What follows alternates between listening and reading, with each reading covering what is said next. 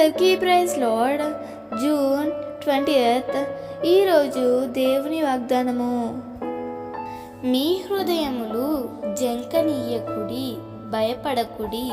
ద్వితీయోపదేశకాండం 20వ అధ్యాయం 3వ వచనము.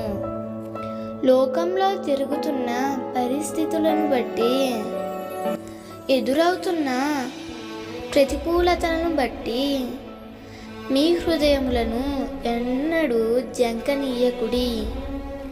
ఎందుకంటే మీ పరిస్థితులతో పోరాడే శక్తి మీకు లేదు. సమస్యలను ఎదుర్కొనే శక్తి కూడా మీకు లేదు. అలా అని చెప్పి కృంగిపోవడానికి కూడా వీలు లేదు.